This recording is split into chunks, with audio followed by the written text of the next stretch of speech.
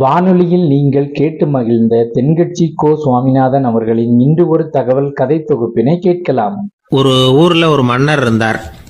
புத்தி கூர்மை உள்ள ஒரு மன்னர். பொதுவாக மன்னர்களுக்கு சந்தேகம் வந்தால் சபையில் உள்ள சான்றோர்கள்கிட்ட கேட்டு தெரிஞ்சுக்கிறது தானே வழக்கம். ஆனால் இங்கே அப்படி இல்லை. மற்றவங்களுக்கு சந்தேகம் வந்தால் மன்னர்கிட்ட வந்து கேட்டு தெரிஞ்சுக்குவாங்க. அது மாதிரி கேட்டு தெரிஞ்சுக்கிறதுக்காக ஒரு பெரியவர் ஒரு நாள் வந்தார். அவர் கையில் 3 பொம்மைகள் வச்சுருந்தார். 3 ஒரே மாதிரி பொம்மைகள், கொஞ்சம் கூட வித்தியாசம் தெரியல. ஏது இந்த பொம்மைன்னு கேட்டார் மன்னர். எனக்கு வேண்டியப்பட்ட ஒருத்தங்கிட்ட இருந்து இதை வாங்கிட்டு வந்திருக்கிறேன். நான் தான் அவன்கிட்ட இந்த பொம்மையை செஞ்சு கொடுக்கும்படியா கேட்டுக்கிட்டேன். அவன் ரொம்ப புத்திசாலி, அவன் தான் இதை செஞ்சு கொடுத்தான். ஆனால் அதில் ஒரு சிக்கல் அப்படின்னார். என்ன பிரச்சனைன்னு கேட்டிருக்காரு இவர். நான் அவன்கிட்ட கேட்டது 3 விதமான பொம்மைகளாக இருக்கணும்னு கேட்டேன். அவன் என்னடான்னா 3 ஒரே மாதிரியாக செஞ்சு கொடுத்துட்டான் அப்படின்னார். அவங்ககிட்டயே கேட்கறது தானே அப்படின்னு இருக்காரு இவர். கேட்டேன், அவன் என்ன சொல்கிறான்னா இது 3 ஒரே மாதிரி பொம்மை கிடையாது, 3 விதம், ஒன்றுக்கு ஒன்று வித்தியாசம் இருக்குது. இந்த 3 பொம்மையும் 3 விதமான நண்பர்களுக்கு உதாரணங்கள் அப்படின்னு சொல்கிறான். எனக்கு ஒன்றும் புரியல, அதுதான் உங்ககிட்ட வந்தேன் அப்படின்னார். சரி, அந்த பொம்மைகளை இப்படி கொடுங்க அப்படின்னு வாங்கினார் மன்னர். எடுத்துக்கிட்டு உள்ளே போனார். கொஞ்ச நேரம் கழித்து வெளியில் வந்தார். அதுக்கப்புறம் சொன்னார், இதை பாருப்பா, அவன் சொன்னது சரிதான், 3 விதம் தான்.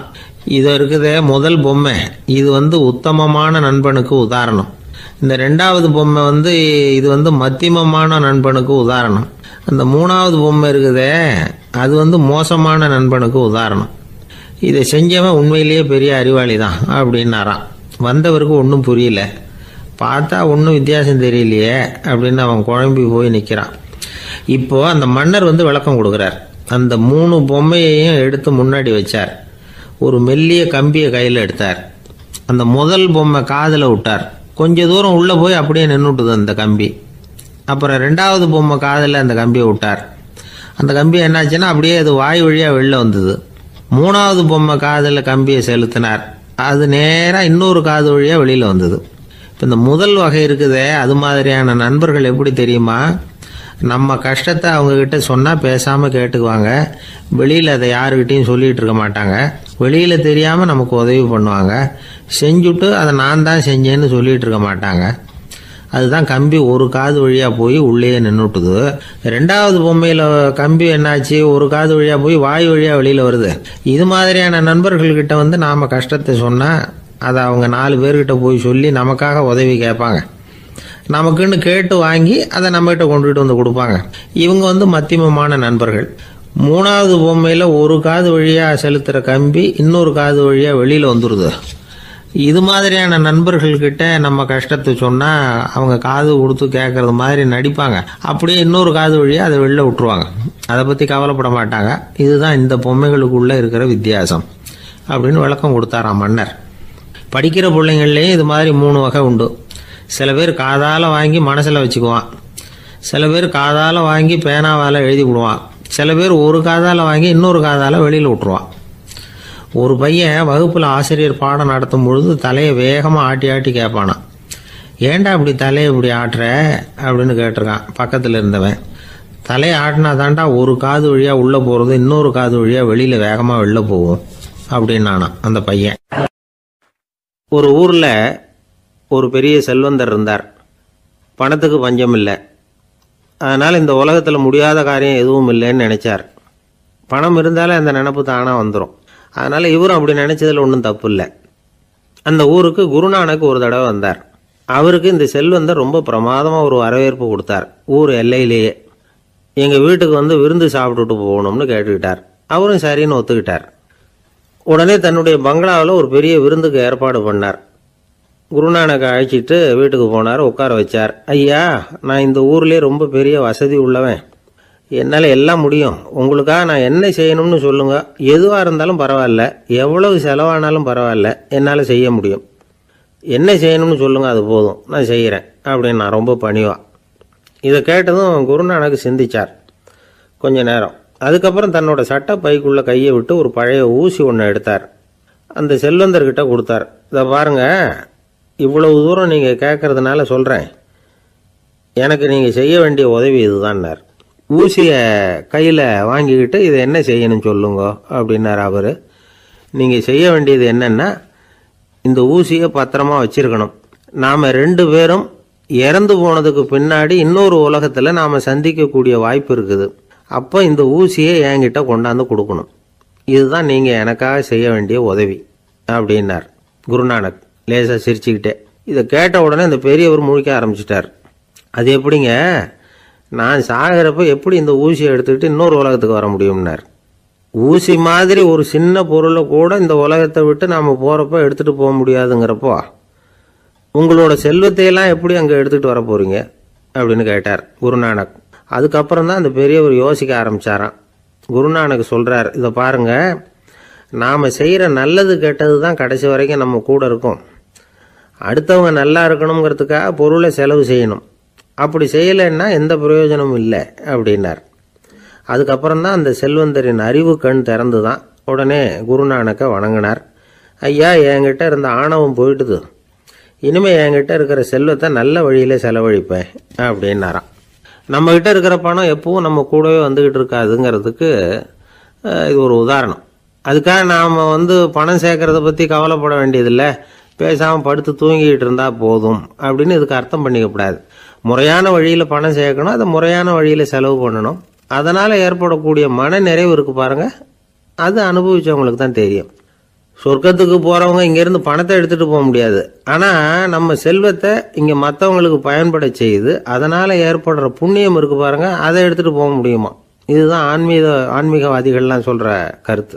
ஜான் நியூட்டன் ஒருத்தர், அவர் சொன்னார், நான் எப்போவாவது சொர்க்கத்துக்கு போய் சேர்ந்தேன்னா அங்கே 3 அதிசயங்களை பார்ப்பேன்னார். என்னன்னு கேட்டாங்க. நான் யார் யார் இருக்க மாட்டாங்கன்னு நினச்சிக்கிட்டு இருந்தானோ அவங்களில் சில பேர் அங்கே இருப்பாங்க, அது ஒரு பெரிய அதிசயம்னார். சரி, அடுத்தது என்ன? 2வது அதிசயம் என்னன்னா, அங்கே இருப்பாங்கன்னு நான் எதிர்பார்த்த சில பேர் அங்கே இருக்க மாட்டாங்க அப்படின்னார். சரி, 3வது பெரிய ஆச்சரியம் என்ன அப்படின்னா, நான் அங்கே இருக்க பாருங்க, அதுதான் அந்த 3வது அதிசயம் அப்படின்னாராம். இருட்ட கண்டா பயம் உண்டாவதே அது ஏன்? இப்படி ஒரு கேள்வியை ஒரு பெரியவர்கிட்ட கேட்டாங்க. அதுக்கு அவர் பதில் சொல்றார், மனிதனுடைய ஆதிகால வாழ்க்கையில தொற்றிக்கொண்ட பயம் இது வேரூன்றி இருக்குது, இன்னமும் போகல. 50,000 வருஷங்களுக்கு முன்னாடி மனுஷன் குகைகள்ல வாழ்ந்தான். பகல்ல பயம் இருக்காது, ராத்திரியில மிருகங்கள் தாக்கும், கொல்லும், நிம்மதியா தூங்க கூட முடியாது. அதனால இந்த மனுஷனுக்கு இரவுன்னா மரணம், பயம் அப்படின்னு பழகி போச்சு. மனிதர்களுடைய எல்லா மனசையும் சேர்த்து மொத்தமா ஒரு மனசு உண்டு. மனிதர்களுடைய நினைவு இந்த மொத்த மனசுல பதிஞ்சிருக்கு, பரவுது. இந்த மொத்த மனசுல இருட்டு பற்றிய பயம் பதிந்து நீடிக்குது அப்படிங்கிறார் அவர். இந்த காலத்துல இரவை பகலாக்கிறதுக்கு எவ்வளவோ விளக்குகள்லாம் வந்தாச்சு. ராத்திரியிலேயும் மிருகங்கள் தாக்குங்கிற நிலைமை இல்லை. பாதுகாப்பான வீடுகள், விலங்குகளும் விலகி போயிட்டு, விலங்குகள்லாம் விலகி போயிட்டு, வீடுகளும் பாதுகாப்பா இருக்குது. சரி, இருந்தாலும் அந்த பழங்கால பயம் இருட்டு பயம் இன்னமும் மனுஷனை விட்டு போகல. இன்னொரு விஷயம் என்னன்னா, இருட்டில இருந்து வெளிச்சத்துக்கு வராத மனிதர்கள் இன்னைக்கு அதிகம். ஒரு ஆளு ஆத்துக்கு மீன் பிடிக்கிறதுக்காக போனான், இன்னும் விடியல. அதுக்குள்ள வலையை எடுத்துட்டு கிளம்பி போயிட்டான். வெளிச்சம் வர்றதுக்கு முன்னாடியே போய் சேர்ந்துட்டான். விடிகிற வரைக்கும் என்ன பண்றது, சும்மா கரையிலேயே உட்காந்து காலாட்டிக்கிட்டு இருக்கிறான். காலில் ஏதோ ஒரு சின்ன மூட்டை தட்டுப்பட்டுது. இருட்டில் அது என்னன்னு சரியா தெரியல. மூட்டைக்குள்ள சின்ன சின்ன கல்லாம் நிறைஞ்சி இருக்குது. சும்மா பொழுது போகணுமேங்கிறதுக்காக இவன் அந்த மூட்டைக்குள்ள இருந்து ஒவ்வொரு கல்லா எடுத்து ஆத்துல வீசிக்கிட்டு இருக்கிறான். விடிகிற வரைக்கும் வேற வேலை இல்லைங்கிறதுனால எப்படி செஞ்சுக்கிட்டே உட்காந்துருக்கிறான். கிழக்க மெதுவா வெளிச்சம் தெரிய ஆரம்பிச்சது. பொழுது விடியறதுக்கான அறிகுறி. இதுக்குள்ள அந்த மூட்டையில இருந்த எல்லா கல்லையும் எடுத்து வீசி எறிஞ்சுட்டான். கடைசியா ஒரே ஒரு கல் மட்டும்தான் கையில பாக்கி இருந்தது. வெளிச்சம் வந்ததும் அந்த கல்லை பார்த்தான், அப்படியே திகைச்சு போயிட்டான். அடடா, இது வரைக்கும் தெரியாம தப்பு பண்ணிட்டோமே அப்படின்னு நினைச்சான். ஏன் தெரியுமா, அவன் கையில இருந்தது வெறும் கல் இல்ல, விலை வசந்த ரத்தன கல். அது இருட்டுல என்னன்னு புரியாததுனால மூட்டையில இருந்த எல்லா ரத்தன கல்லையும் ஆத்துல வீசி எறிஞ்சிருக்கிறான். இப்போ அவனுக்கு அழுகே வந்துடும் போல இருந்தது. வாழ்க்கைய வசதி ஆக்கிக்கிறதுக்கான வாய்ப்பு அவனுக்கு இருந்தது. இருந்தாலும் இருட்டுல அதை இழந்துட்டான். அந்த வகையில அவனுக்கு கொஞ்சம் அதிர்ஷ்டம் இருந்திருக்குது. அதாவது ஏதோ ஒரு வகையில இருந்திருக்குது. அதனாலதான் அந்த கடைசி கல்ல எரியறதுக்குள்ள வெளிச்சம் வந்துட்டுது. பல பேருக்கு அந்த அளவு கூட அதிர்ஷ்டம் வர்றதில்லை. எல்லாத்தையும் வீசினதுக்கு அப்புறம் தான் வெளிச்சம் வரும். என்னன்னு விவரம் தெரியாமலே எழுந்திரிச்சு வந்துருவாங்க. வாழ்க்கைங்கிறது ஒரு பெரிய புதையல். அதை புரிஞ்சிக்காம மனுஷன் அதை வீசி எரிஞ்சுக்கிட்டு இருக்கான் அப்படிங்கிறது தான் பெரியவங்க கருத்து. சில பேருக்கு புரிஞ்சுக்கிற நேரம் வரும், அதுக்குள்ள வாழ்நாள்லாம் ஓடி போயிருக்கும். அதுக்கப்புறம் என்ன பண்றது? நம்மால் ஒருத்தன் கையில் ஒரு சின்ன பையோட வந்துகிட்டு இருந்தான். பை உள்ள ஏகப்பட்ட நகைகள், ரத்தன கல் எல்லாம் இருக்கு. வந்துகிட்டு இருந்தவன் திடீர்னு அந்த பையை அப்படியே ஒரு குளத்துல வீசி எறிஞ்சுட்டான். மகான்கள் தான் இப்படி பற்று இல்லாம இருப்பாங்க. என்னங்க இது, விலை மதிப்புள்ள அந்த பையை இப்படி குளத்துல வீசி எறிஞ்சுட்டீங்களே, இதுக்கு என்ன அர்த்தம் அப்படின்னு கேட்டார் அவன் கூட வந்தவர். அவன் மெதுவா இவர் காதோட காதா சொல்றான், ஒரு போலீஸ்காரர் பின்னாடி வந்துகிட்டு இருக்கிறார், அவர் போனதுக்கு அப்புறம் இதை எடுத்துக்குவேன் அப்படிங்கிறான். ஒரு கணவன் மனைவி எப்போ பார்த்தாலும் அவங்க 2 பேருக்கும் இடையில சண்டை வந்துக்கிட்டே இருந்தது. இதில் என்ன ஆச்சரியங்கிறீங்களா? நான் அதுக்காக சொல்ல வரல, இது வேற விஷயம். அதாவது சண்டை போடாமல் இருக்கிறதுக்கு வழி சொல்கிற தகவல் இது. நான் சொன்ன அந்த கணவன் மனைவி எப்படின்னா, கணவன் ஒரு வார்த்தை சொன்னால் மனைவி கிட்டேருந்து 2 வார்த்தை பதிலாக வரும். இதுக்கு கணவன் கிட்டேருந்து 4 வார்த்தை பதிலாக வரும். இப்படி வார்த்தைகள் பெருகி போய் கடைசியில் வம்புல முடியும். அந்த அம்மா பொறுத்து பார்த்தாங்க, அவங்களால தாக்கு பிடிக்க முடியல.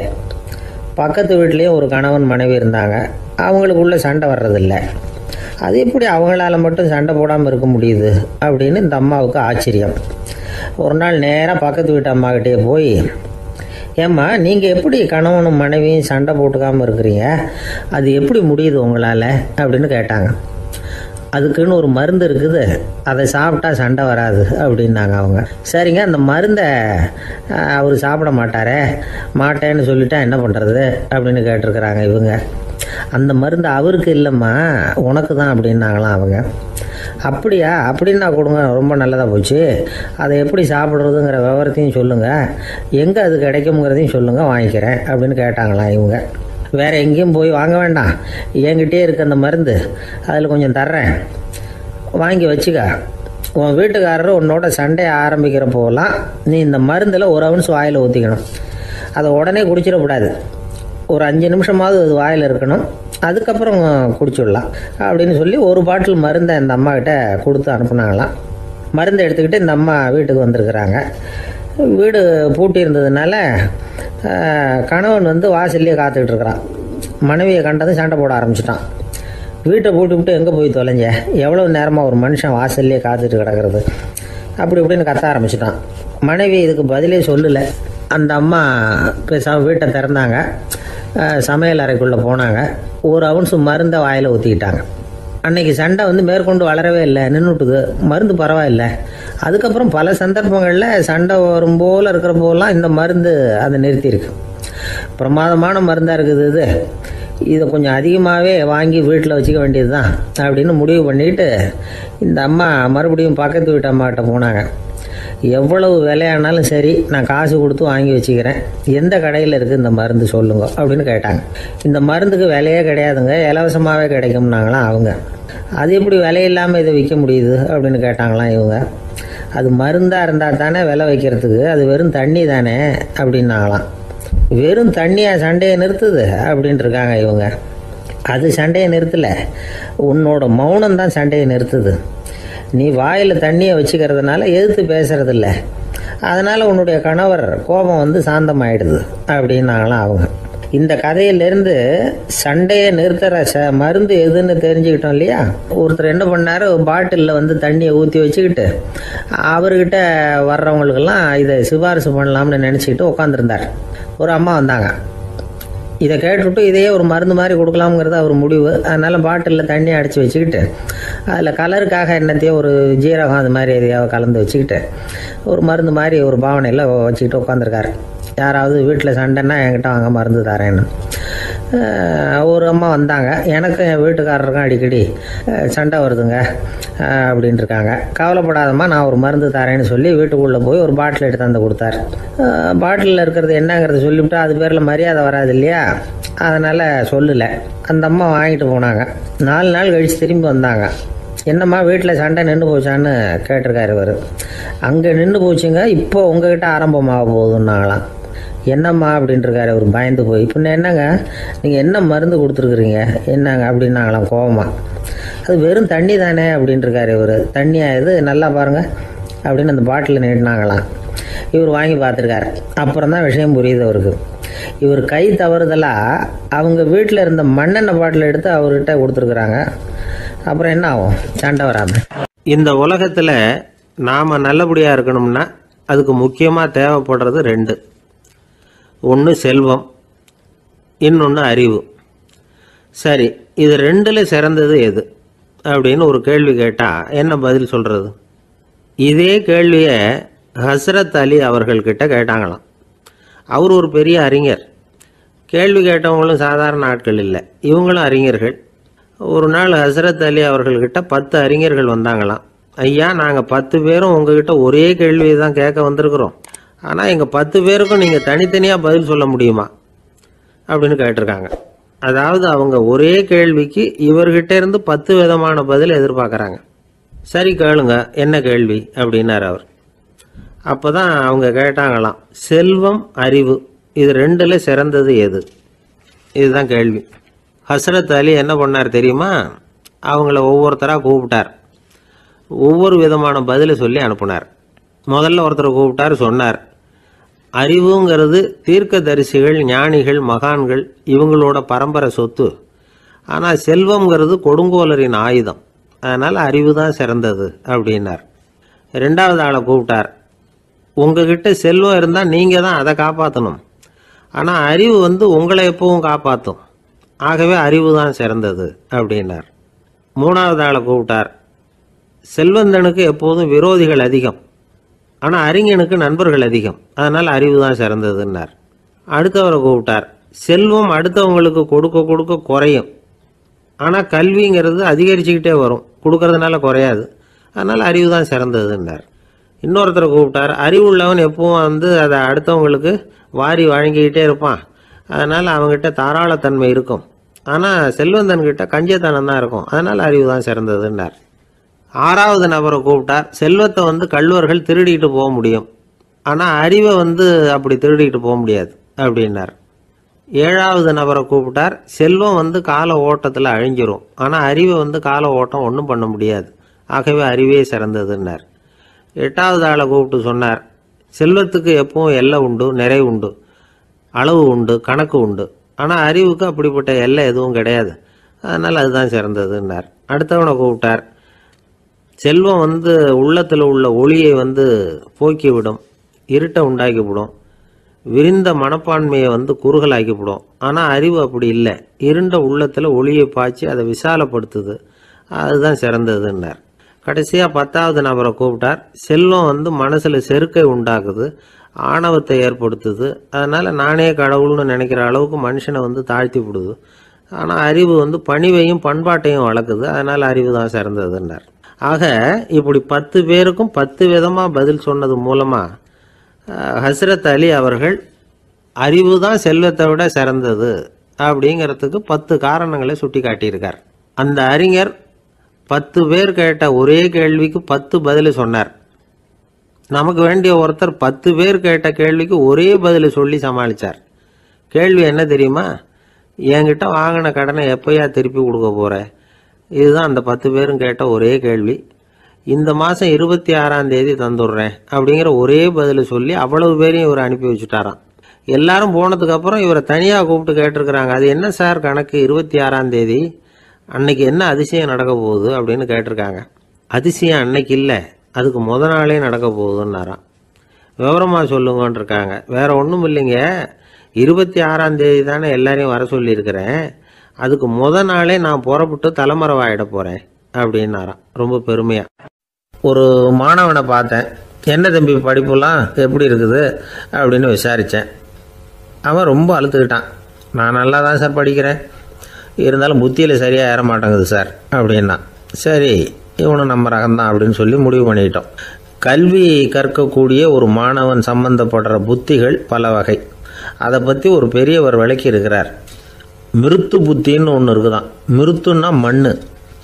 மண்ணால் செவுறு கட்டுறோம்ல, மண் சுவரில் ஆணி அடிக்கிறதும் சுலபம், அதை பிடுங்கி எடுக்கிறதும் சுலபம். அது மாதிரி சில பேர் குரு சொல்லி கொடுக்குறத சுலபமாக கேட்டு தெரிஞ்சு வச்சுக்குவாங்க, கொஞ்ச நேரத்தில் சுலபமாக மறந்தும் போயிடுவாங்க. இது மிருத்து புத்தின்னு பேர், மண் புத்தி. தாரு புத்தின்னு ஒன்று உண்டான். தாருன்னா மரம். அதில் பச்சை மரத்தில் ஆணி அடிக்கிறது சுலபம், ஆனால் அது எடுக்கிறது கஷ்டம். அது மாதிரி ஆசிரியர்கிட்ட இருந்து கேட்டதை கவனமாக மனசில் பதிய வச்சுக்கிட்டு அதை மறக்காமல் இருக்கிறது தாரு புத்தி. பட்ட மரமாக இருந்தால் அதில் ஆணி அடிக்கிறதும் கஷ்டம், அடிக்கிற ஆணியும் சீக்கிரம் நழுவிடும். அது மாதிரி கேட்குற விஷயம் மனசில் பதியறதும் கஷ்டம். அப்படியே பதிஞ்சாலும் அது நீடிச்சு இருக்கிறதும் கஷ்டம், கொஞ்ச காலத்தில் மறந்துடும். இன்னொரு வகை புத்தி ஒன்று உண்டு, அதுக்கு பேர் சிலா புத்தின்னு பேர். சிலான்னா கல். ஒரு கருங்கல்லில் 4 துளையை போட்டு ஒரு துளையில் உளிய வச்சு அடித்தா மற்ற துளை வழியாகவும் பிளந்து கல் 2ஆயிடும். அது மாதிரி சந்தியான இடங்களில் குறிப்பாக ஒரு பொருளை சொன்னால் அதை வச்சுக்கிட்டு மற்றதையும் தெரிஞ்சுக்கிறது, அது சிலா புத்தின்னு பேர். வேணு புத்தின்னா என்ன தெரியுமா? வேணுன்னா மூங்கில். மூங்கில் கணுவில் ஒரு பக்கம் உளிய வச்சு அடித்தா 2 பக்கமும் பிளந்துடும். அது மாதிரி ஒரு செய்தியை கேட்டுக்கிட்டு இருக்கிறப்பவே அதோட முன்பின் தொடர்களையும் தெரிஞ்சுக்கணும், அது வேணு புத்தி. தைல புத்தின்னு ஒன்று உண்டு. தைலம்ங்கிறது எண்ணெய். தண்ணியில் ஒரு துளி எண்ணெயை விட்டால் அது தண்ணி பூரா பரவி போடுதில்ல, அது இப்படி பரவுறது மாதிரி ஆசிரியர் சுருக்கமாக ஒரு கருத்தை சொன்னால் அதை வச்சுக்கிட்டு பூரா விஷயங்களையும் தெரிஞ்சுக்கணும், அது தைல புத்தி. கற்பூர புத்தின்னு ஒன்று கேள்விப்பட்டிருக்கோம். அது எப்படின்னா, கற்பூரம் தீ பட்ட உடனே பிடிச்சிக்கும். ஆசிரியர் சொன்ன உடனே நுண்ணறிவோட பாடங்களை புரிஞ்சுக்கிறது இந்த வகை புத்தி. கரி புத்தின்னு ஒன்று. அது எப்படின்னா, கரியில் நெருப்பை வச்சு விசிறிய பிறகு அதுக்கப்புறம் அது கறி நெருப்பாகும். அது மாதிரி காலம்பரை சாயந்தர வேலைகளில் ஆசிரியர் பாடம் சொல்லி கொடுப்பார், அதை கொண்டு புரிஞ்சுக்கிறது இந்த வகை. கதலித்தண்டு புத்தின்னு ஒன்று சொல்லுவாங்க. கதலிங்கிறது வாழை மரம். வாழைத்தண்டில் தீ வைக்கிறது எவ்வளவு சிரமமோ அவ்வளவு சிரமத்தோட கல்வி கற்கிறது கதலித்தண்டு புத்தி. இதை தவிர இன்னும் சில வகையான மாணவர்களை கூட அடையாளம் காட்டுறாங்க. ஆசிரியர் சொன்னதில் நல்லதை மட்டும் எடுத்துக்கிறவன் அன்னம். ஆசிரியர் கிடைச்ச இடத்துல பாடத்தை கேட்டுக்கிட்டு பிறகு தனியாக உட்காந்து சிந்திக்கிறவன் பசு. பசுமாடு அப்படி தானே, புல் கண்ட இடத்துல மேயும், அதுக்கப்புறம் நிதானமாக அசை போட்டுக்கும். ஆசிரியர் சொன்னதை தவிர வேற எதையும் சொல்ல முடியாதவன் கிளி. பல இடங்களில் பாடங்கள் கேட்டு கடைசியில் ஒன்றும் புரியாமல் போகிறவன் ஆடு. ஆடு ஒரு செடியில் வயிறார மேயாது, ஒரே செடியில். இக்கரைக்கு அக்கறை பச்சைன்னா அங்கேயும் இங்கேயும் அலைஞ்சிக்கிட்டே இருக்கும். சில பேருக்கு எருமைன்னு பேர். எருமை எப்படின்னா குளத்து நீரை கலக்கி தான் குடிக்கும். அது மாதிரி ஆசிரியர் மனசை நோக செய்து பயில்கிற மாணவர்கள்லாம் இந்த ரகம். இவ்வளவுலாம் இருந்தாலும் இந்த காலத்து மாணவர்கள்லாம் ஒரு தனி ரகம். ஒரு ஆசிரியர் வகுப்பில் பாடம் நடத்திக்கிட்டு இருந்தார். இலக்கண வகுப்பு. இறந்த காலம், நிகழ்காலம், எதிர்காலம், past tense, present tense, future tense, இதை பற்றிலாம் பாடம் நடத்துகிறார். எல்லாம் சொல்லி கொடுத்துட்டு இப்போ நான் ஒரு வாக்கியம் சொல்லுவேன், அது என்ன காலம் அப்படிங்கிறத நீங்கள் சொல்லணும்னார் ஆசிரியர். சரின்னாங்க மாணவர்கள்லாம். நான் நாளைக்கும் பாடம் நடத்த போகிறேன், இது என்ன காலம் அப்படின்னு கேட்டார் ஆசிரியர். அதாவது நான் நாளைக்கும் பாடம் நடத்த போகிறேன், இந்த வாக்கியம் என்ன காலம்னு கேட்டார். ஒரு பையன் மெதுவாக எழுந்திரிச்சு சொன்னான், இது எங்கே போதாத காலம் சார் அப்படின்னு சொல்லிவிட்டு உட்காந்துட்டானா. 2 பேர் சுவாரஸ்யமாக பேசிகிட்டு இருக்கிறப்போ குறுக்க புகுந்து தொந்தரவு பண்ணுறதுக்குன்னே சில பேர் இருப்பாங்க. அது ரொம்ப இடைஞ்சலாக இருக்கும். இதே மாதிரி மின்காந்தம் கூட குறுக்க புகுந்து தொந்தரவு பண்ணும். கடைசியில் அது ஒரு பெரிய இடைஞ்சலில் கொண்டாந்து விட்டுரும். சில வீடுகளில் கேபிள் கனெக்ஷன் இல்லாமல் சில தனியார் டிவி காட்சிகள் தெரியும். அதுக்கு என்ன காரணம்னா இந்த மின்காந்த குறுக்கீடு தான் காரணம். இதைத்தான் சுருக்கமாக EMI அப்படின்னு சொல்கிறாங்க. அதாவது எலக்ட்ரோ மேக்னெட்டிக் இன்டர்ஃபியரன்ஸ். இது ஏற்படக்கூடிய இடங்கள் எது எதுன்னு எடுத்துக்கிட்டா அது ஒரு பெரிய பட்டியலாகவே போயிடும். இந்த EMI தொந்தரவு கேபிள் டிவியில் மட்டும்தான் இல்லை, ராக்கெட் ஏவுதளத்தில் உள்ள ரேடார்கள், அங்கே உள்ள சில சக்தி வாய்ந்த தொலைத்தொடர்பு சாதனங்கள், விமான தளங்களில் உள்ள ரேடார்கள், கப்பல் தளங்களில் பொருத்தப்பட்டிருக்கக்கூடிய சக்தி வாய்ந்த ஆண்டனாக்கள், இப்படி நிறைய சொல்லலாம். காவல் நிலையங்களில் பயன்படுத்தப்படுகிற வயர்லெஸ் தொடர்பு சாதனங்கள் கூட ஓரளவுக்கு இந்த மின்காந்த அலைகளை வெளியிடும். நம்ம வீட்டில் உட்காந்துக்கிட்டு ரேடியோ கேட்டுக்கிட்டு இருப்போம் அல்லது டிவி பார்த்துக்கிட்டு இருப்போம். அந்த சமயத்தில் பக்கத்து தெருவில் ஒரு மோட்டார் சைக்கிள் அல்லது காரு, குறிப்பாக பெட்ரோல் இன்ஜின், அது போகிறப்போ அதில் உள்ள மின்கலத்தில் அதாவது மேக்னெட்டோ பேட்டரியிலிருந்து வெளிப்படுகிற மின்காந்த அலை இங்கே டிவியிலையும் ரேடியோவிலையும் கரகரப்பு உண்டு பண்ணும். சரி, இது பெருசாக என்ன இடைஞ்சலை உண்டு பண்ணிட போகுது அப்படின்னு நாம் அலட்சியமாக நினைக்கலாம். வயசானவங்களுக்கு மறதி நோயின்னு ஒன்று வரும்ல, அல்ஷமீர், அதாவது மூளையில் உள்ள செல்கள் செயலிழந்து போயிடுறது. அது செய்ய வேண்டிய வேலையை மறந்துடும். மனைவியே எதிரில் நின்னா கூட உன்னை எங்கேயோ பார்த்தது மாதிரி தெரியுதே அப்படின்னு சொல்லிட்டு இருப்பாங்க. அப்படி ஒரு மறதி. இந்த விசித்திரமான நோய்க்கு இதுவரைக்கும் மருந்தே இல்லைன்னு வேற சொல்றாங்க. இந்த மைக்ரோ ஓவன் அப்படின்னு சொல்லக்கூடிய சமையல் அடுப்புகள் கூட மின்காந்த அலைகளை வெளியிடுது. சமயத்தில் சில தொழிற்சாலைகளில் கூட பெரிய விபத்துக்களை இந்த இஎம்ஐ உண்டு பண்ணிவிடும். இதை பற்றி தீவிரமாக சிந்திக்க ஆரம்பிச்சதே ஒரு விபத்துக்கு பிறகுதான். அமெரிக்காவுக்கும் வியட்நாமுக்கும் இடையில போர் நடந்தது. அந்த சமயம் அமெரிக்காவுக்கு சொந்தமான விமானம் தாங்கி கப்பல் ஒன்று வியட்நாமை தாக்கிறதுக்கு தயாராக ஏவுகணைகளோட கடல்ல நிறுத்தி வைக்கப்பட்டிருந்தது. தற்செயலாக அந்த பகுதியில் கப்பல் தொலைத்தொடர்பு பகுதிக்கு அருகில் ஊடுருவிய அந்த சக்தி வாய்ந்த ரேடியோ அலைகள் ஏவுகணையில் இருந்த மின்னணு சர்க்கியூட்டை பூர்த்தி செஞ்சு வச்சுட்டுது. அவ்வளவுதான், ஏவுகணை அங்கேயே வெடிச்சு செதறி போச்சு. 130 பேர் அந்த இடத்துலயே உடல் கருகி செத்து போட்டாங்க. ஏகப்பட்ட பொருள்கள் நாசம். இந்த விபத்துக்கான காரணம் என்னங்கிறத உடனடியாக யாராலையும் கண்டுபிடிக்க முடியல. ரொம்பவும் கடுமையாக முயற்சி பண்ணி கடைசியாக கண்டுபிடிச்சாங்க. இது இந்த இஎம்ஐ வேலை தான் அப்படின்னு. மின்னணு தொலைபேசிகள் இருக்க, இதில் பேசும்பொழுது நம்ம காதை அதாவது செவியை ஊடுருவக்கூடிய மின்காந்த அலையானது மூளைக்கு போய் அங்கே மூளை கட்டிகளை உருவாக்க ஊக்கம் கொடுக்குது அப்படின்னு வேற கண்டுபிடிச்சிருக்கிறாங்க. இந்த இஎம்ஐ ரொம்ப குறைஞ்ச மின்காந்த அழுத்தத்தில் நமக்கு எந்த பாதிப்பையும் ஏற்படுத்துறதில்ல. மின்காந்த அலைகள் அழுத்தத்தோடு இருக்கிற இடங்களில் ரொம்ப நேரம் இருந்தோம்னா நம்ம உடம்பின் வெப்பநிலை 2 டிகிரி செல்சியஸ் வரைக்கும் அதிகரிக்குதாம். அதனால் வெப்பநிலையை சீராக்கிறதுக்கு இதய துடிப்பும் அதிகரிக்குது. இப்படிலாம் கண்டுபிடிச்சிருக்கிறாங்க. இப்போல்லாம் இந்த மின்காந்த குறுக்கீடுகளை தடுக்கிறது எப்படி அப்படின்னு விஞ்ஞானிகள் யோசனை செய்ய ஆரம்பிச்சிருக்கிறாங்க. இந்த விஷயத்தில் அலட்சியமாக இருந்தோம்னா எதிர்காலத்தில் நிறைய பேருக்கு இந்த ஞாபக மறதி நோய் வந்துடும். அப்புறம் அது ரொம்ப கஷ்டமாக போயிடும். ஒரு குடும்ப தலைவர் தன் மனைவியை பார்த்து, யார் நீ, உன்னை எங்கேயோ பார்த்தது மாதிரி இருக்குதே அப்படின்னு சொல்லிக்கிட்டு இருந்தார். உடனடியாக அவரை போய் பார்த்தேன். வாங்க டாக்டர்கிட்ட போகலாம் அப்படின்னு. அவர் என்னை தனியாக அழைச்சிட்டு போய் காதோட காதாக மெதுவாக சொல்கிறார், இதை பாருப்பா, என் கையில் பணம் இல்லாத போகலாம் அப்படி மறதி நோய் வந்துட்டது மாதிரி நடிச்சுக்கிட்டு இருப்பேன், அவ்வளவுதான், அதை நீ கண்டுக்காத அப்படின்னார். லோகமானிய பாலகங்காதர திலகர் இருந்தார்ல, அவருக்கு 15 வயசுலேயே கல்யாணம் நடந்துதான். மனைவி பேர் தபிபாய். ரொம்ப பெரிய குடும்பத்து பொண்ணு, நல்ல குணம். அவங்க குடும்பம் நடத்திக்கிட்டு இருக்கிறாங்க. அந்த காலத்தில் திருடர்கள் பயம் அதிகம். இந்த காலத்தில் மட்டும் என்னன்னு கேட்குறீங்களா? நீங்கள் கேட்குறது நியாயம்தான். இருந்தாலும் இந்த காலத்து திருடனுக்கும் அந்த காலத்து திருடனுக்கும் ஒரு முக்கியமான வித்தியாசம் உண்டு. அதாவது அந்த காலத்து திருடன்லாம் நியாயம் அநியாயம் பார்க்கறது உண்டு. இந்த காலத்தில் அப்படி பார்க்கறது இல்லை. அந்த காலத்தில் திருட வர்றவங்கள்ட்ட கூட ஒரு தார்மீக உணர்வு உண்டாம். அதாவது அப்போ உள்ள கொள்ளைக்காரங்க எதை களவாடினாலும் சரி, அரிசியை மட்டும் களவாடுறது இல்லையா, அப்படி ஒரு கொள்கை. அதனால் பாருங்கள், அந்த காலத்து பெண்கள் நகை நட்டுகளை பத்திரமா வைக்கணும்னா பெட்டியில் வைக்கிறது இல்லை, அரிசி பானையில் போட்டு வச்சு விடுறது.